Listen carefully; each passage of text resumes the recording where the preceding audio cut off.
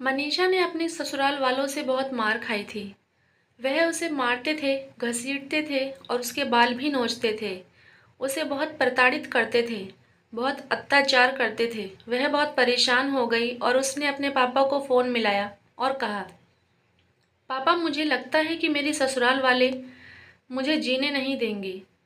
ये सब मुझे मारते हैं, पीटते हैं। आप मुझे अपने पास बुला लीजिए। मुझे और यहाँ नहीं रहना। मैं बहुत परेशान हो चुकी हूँ। प्लीज़ मुझे अपने पास बुला लीजिए। इतना सुनकर रामप्रसाद बोले, बेटा थोड़ा बहुत झेलना सीखो। थोड़ा बहुत तो तुम्हारे ससुराल वाले तुम्हें बोलेंगे ही, लेकिन ऐसा तो नहीं है कि तुम छोटी छोटी बातों पर अपने मायके फ़ोन करो और यहाँ आने के लिए कहो। बेटा थोड़ा बहुत झेलना सीखो और मैं सुबह आता हूँ, देखता हूँ। अभी बहुत रात हो रही है। इतना सुनकर मनीषा की आंखों में आंसू आ गए और वह सोचने लगी, अगर कल को मैं ही ना रही तो पापा किसे देखने आएंगे। कहानी शुरू से।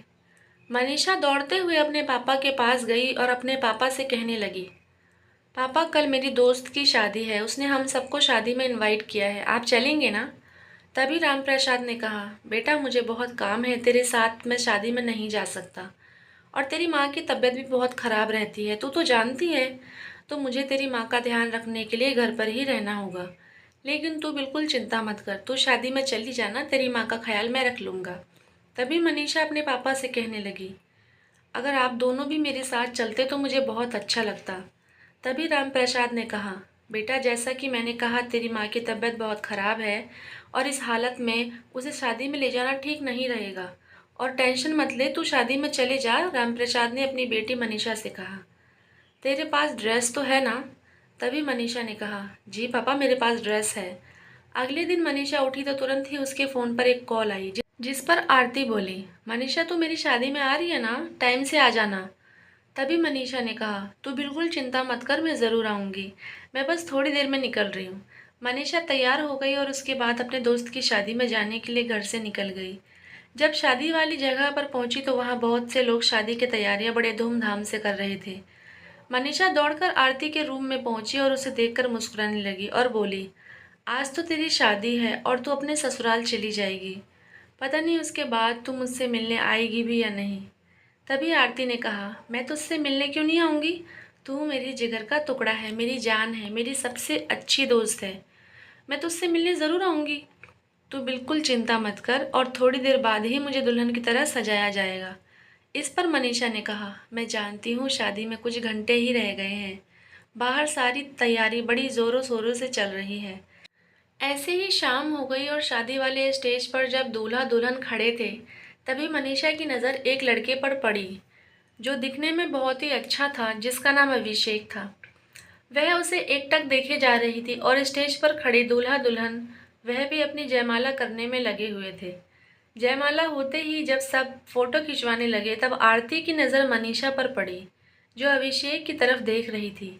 उसे देखकर आरती मुस्कुराने लगी और मन ही मन सोचने लगी, इसे क्या हो गया? ये अभिषेक को ऐसे क्यों देख रही है?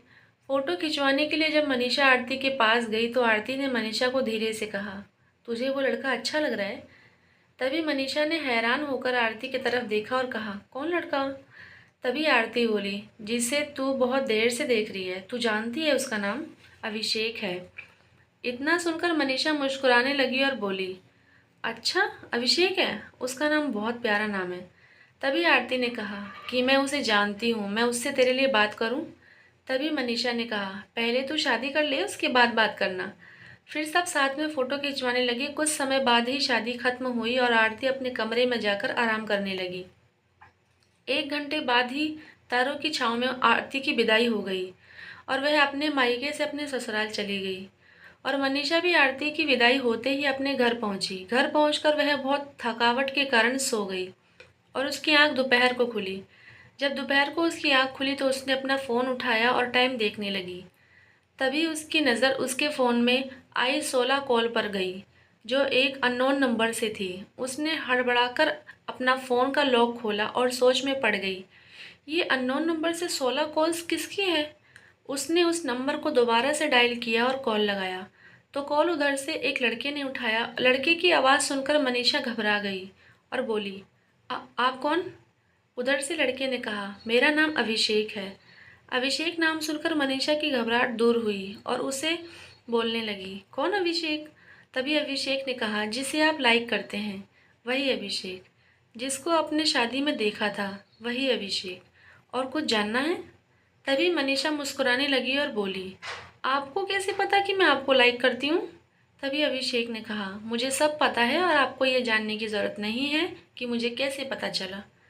बस इतना जान लीजिए कि मैं आपके बारे में सब कुछ जानता हूँ। क्या आप मुझे पसंद करती हैं? फिर मनीषा ने कहा, तो फिर आप क्या चाहते हैं? इतना सुनकर अभिषेक बोला, चाहता कुछ नहीं हूँ। तुम मुझसे प्यार करती हो तो इतना सुन लो कि मैं हूँ कौन। तभी मनीषा ने कहा, तो हाँ बताइए, आप कौन हैं? इस पर अभिषेक बोला, मैं तुम्हारी बेस्ट फ्रेंड आरती का भाई हूँ। इतना सुनकर मनीषा चौंक गई और बोली, भाई? आरती के भाई हो? सॉरी, मैं आपको पसंद नहीं करती। Sorry, bye. इतना सुनकर मनीषा ने कॉल काट दिया। इधर अभिषेक मुस्कुराने लगा और उसने दोबारा से कॉल बैक किया। अभिषेक की कॉल देखकर डरते हुए मनीषा ने कॉल उठाई और बोली, मैं आपको पसंद नहीं करती, प्लीज़ आप मुझे फ़ोन मत करिए। उधर से अभिषेक बोला, प्लीज़ फ़ोन मत काटना, इतना तो सुन लो कि मैं भी आपको पसंद करता हूँ। इतना सुनकर मनीषा रुक गई और बोली, आप मुझे पसंद करते हैं? इस पर अभिषेक बोला, जी हाँ, मैं आपको बिल्कुल पसंद करता हूँ। एक्चुअली जब आप मुझे शादी में देख रही थी, तब मेरे बगल में मेरा दोस्त भी था, तो उसने मुझे बताया कि आप मुझे देख रही हैं। मैंने भी एक दफ़ा आपकी तरफ देखा, लेकिन उस टाइम आप स्टेज पर थी और अपनी दोस्त आरती के साथ फ़ोटो खिंचवा रही थी। तब मैंने आपकी तस्वीर भी ली थी, क्योंकि आप पहली नज़र में ही मुझे पसंद आ गई थी। इस पर मनीषा बोली, तो ये बात है।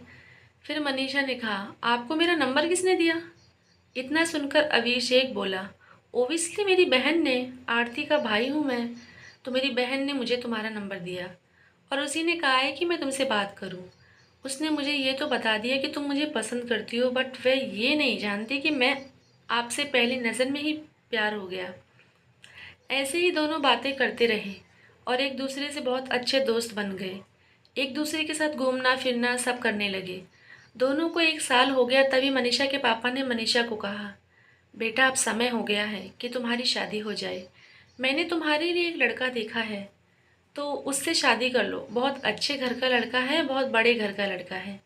इतना सुनकर मनीषा परेशान हो गई और बोली, पर पापा मुझे उससे शादी नहीं करनी। इतना सुनते ही रामप्रसाद बोले, पर बेटा शादी तो करनी होगी।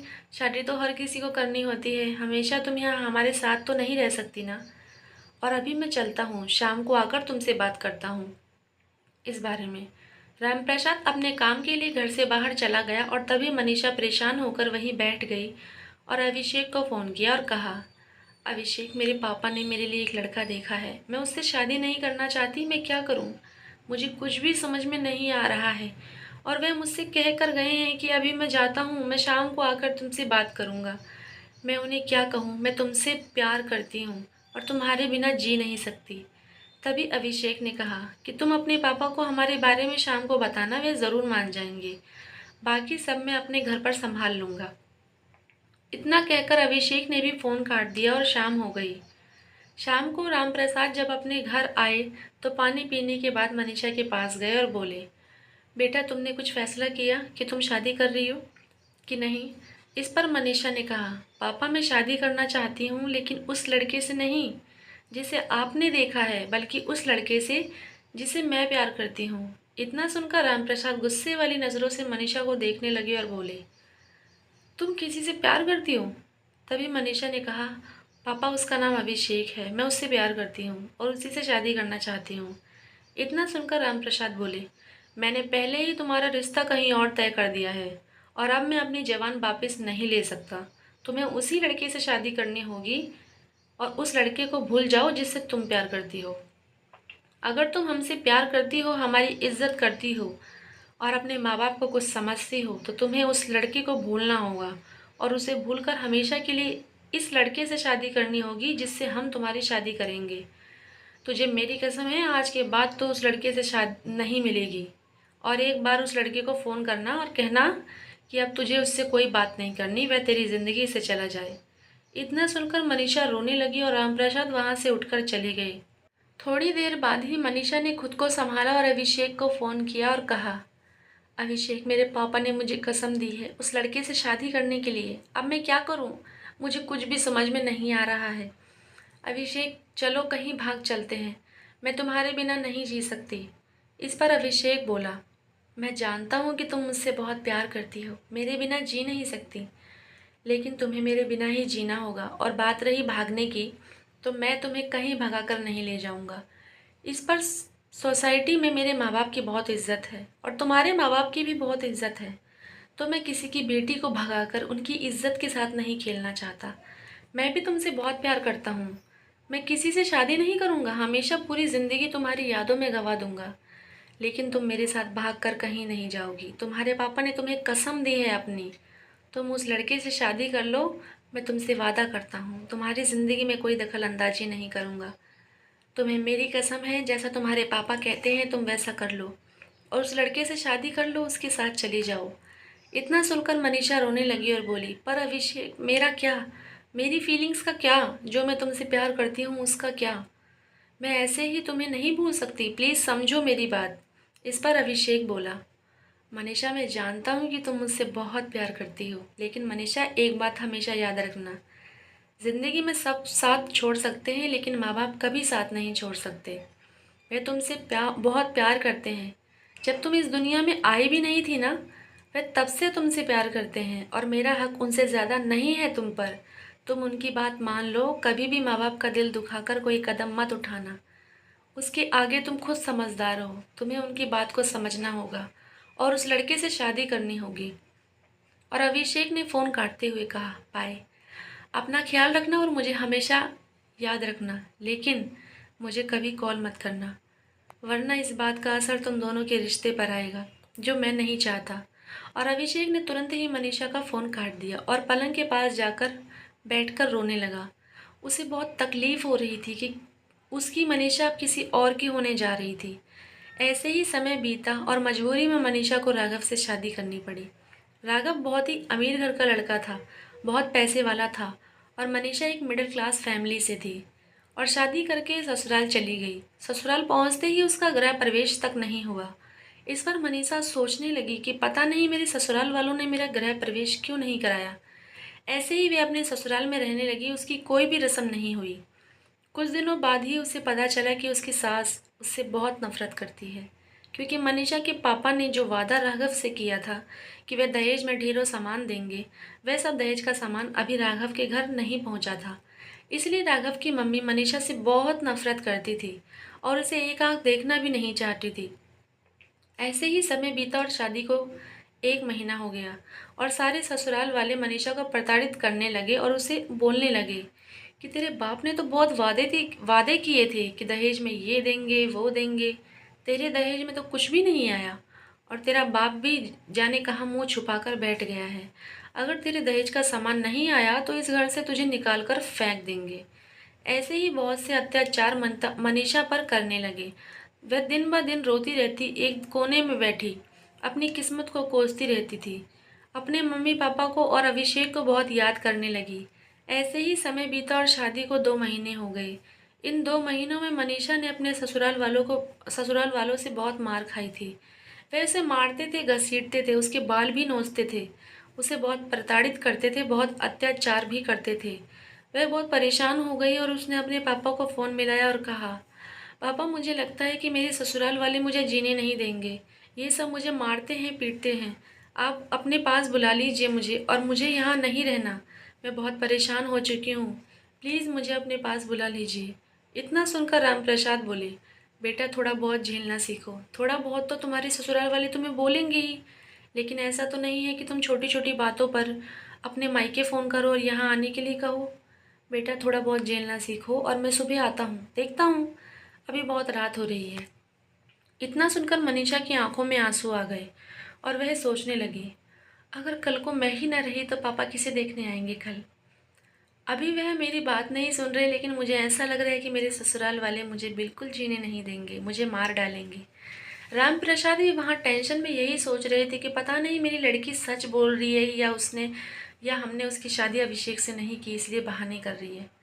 उन्हें कुछ भी समझ में नहीं आ रहा था और रामप्रसाद यही सब सोचते हुए वहीं पलंग पर सो गए। तभी अचानक से उनके फ़ोन पर एक फ़ोन आया। उस समय सुबह के 7 बज रहे थे। उन्होंने जैसे ही फ़ोन उठाया तो फ़ोन पर किसी ने कहा, आपकी बेटी को ससुराल वालों ने उसकी जान ले ली है, उसे मौत के घाट उतार दिया है। दहेज के लालच में उन्होंने उसकी जान ले ली, उसे बेरहमी से मार दिया है। अपनी बेटी को यहाँ से ले जाएं, क्योंकि उसका अंतिम संस्कार करने के लिए भी यहाँ कोई नहीं है।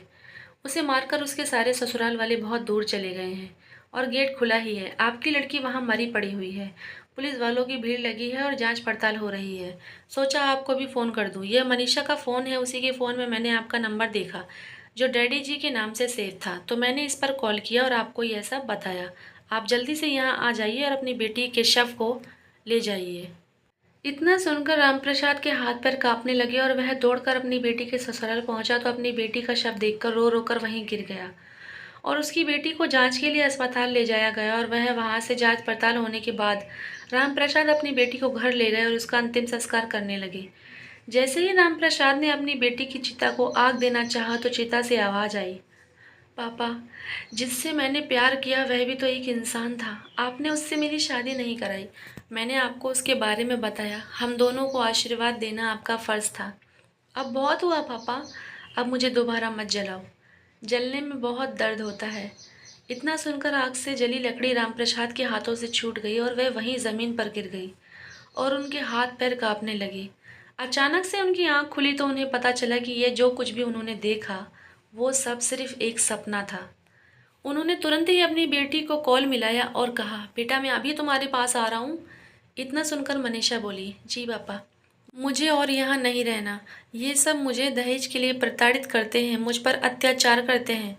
इतना सुनकर 1 घंटे में ही रामप्रसाद अपनी बेटी मनीषा के ससुराल पहुंचा और उसे वहां से लाने ही लगा। तभी मनीषा का पति राघव बोला, इसे कहाँ लेकर जा रहे हैं? तभी मनीषा के पापा ने राघव से कहा, मैं अपनी बेटी को अपने घर लेकर जा रहा हूँ और 1 साल होते ही तुम दोनों का तलाक भी हो जाएगा। तलाक लेने के लिए कम से कम 1 साल का समय लगता है। अभी तुम्हारी शादी को 2-3 महीने हुए हैं। मैं जल्द ही अपनी बेटी का तलाक तुमसे करवा दूंगा और मैं अपनी बेटी को अपने घर लेकर जा रहा हूँ। ये हमेशा मेरे साथ ही रहेगी। इतना कहकर रामप्रसाद अपनी बेटी को अपने घर लेकर चले गए और उसे वहाँ रखने लगे। समय बीता और 1 साल हो गया। रामप्रसाद ने अपनी बेटी मनीषा का तलाक राघव से करवा दिया और मनीषा से कहा, बेटा अब तुम हमेशा मेरे साथ रहना। इतना कहकर वह अपने कमरे में चले गए और मनीषा ने अभिषेक को फ़ोन किया और कहा, अभिषेक, मेरे पति से मेरा तलाक हो चुका है। वह लोग दहेज के लिए मुझे प्रताड़ित करते थे, मुझ पर अत्याचार करते थे, मुझ पर बहुत बार हाथ भी उठाया, मुझे बहुत परेशान किया। इसलिए मेरे पापा मुझे मेरे ससुराल से मुझे यहाँ लेकर आ गए। अब मैं अपने पिताजी के साथ यहाँ रहती हूँ। इस पर अभिषेक बोला, तुम्हारे साथ इतना सब कुछ हो गया और तुमने मुझे एक बार बताना भी ज़रूरी नहीं समझा? तभी मनीषा ने कहा, तुमने मुझे मना किया था ना कि मैं तुम्हें फ़ोन ना करूँ, और अब मैंने तुम्हें फ़ोन इसलिए किया है क्योंकि अब मेरा पति से मेरा तलाक हो चुका है। हम दोनों का तलाक हो चुका है और मैं बिल्कुल अलग हो चुकी हूँ। इस पर अभिषेक ने कहा, तुम्हारा उससे तलाक हो गया? ये बहुत अच्छी बात है। कम से कम तुम उस जालिम के घर से तो निकल आई, वरना ना जाने तुम्हारे साथ क्या क्या हो जाता। इतना कहकर अभिषेक ने मनीषा से कहा, क्या तुम अब मुझसे शादी करना चाहती हो? मेरी अभी भी शादी नहीं हुई है। मैं तुमसे अब भी शादी करने के लिए तैयार हूँ, क्योंकि मैं अभी भी तुमसे बहुत प्यार करता हूँ। इतना सुनकर मनीषा ने कहा, पर अभिषेक, मैं एक तलाकशुदा औरत हूँ। मेरी एक बार शादी हो चुकी है। अब मैं दोबारा तुमसे शादी कैसे कर सकती हूँ? तभी अभिषेक ने कहा, उसकी चिंता तुम बिल्कुल मत करो। मैं तुमसे शादी करने के लिए तैयार हूँ और मुझे बिल्कुल फ़र्क नहीं पड़ता कि तुम तलाकशुदा हो या कुछ भी हो। तभी कमरे में मनीषा के पापा आ गए और उन्होंने कॉल पर हुई बातें सुन ली और उन्होंने मनीषा के पास आकर कहा, आंखों में आंसू लिए कहा, बेटा मुझे माफ़ कर दो कि मैंने तुम दोनों के प्यार को नहीं समझ पाया। मैंने अपनी ज़िंदगी में बहुत बड़ी गलती कर दी। शायद उसी की सज़ा मेरी बेटी ने भुगती है। अब मैं नहीं चाहता कि मेरी बेटी को कोई भी दुख मिले, किसी भी दुख का सामना करना पड़े।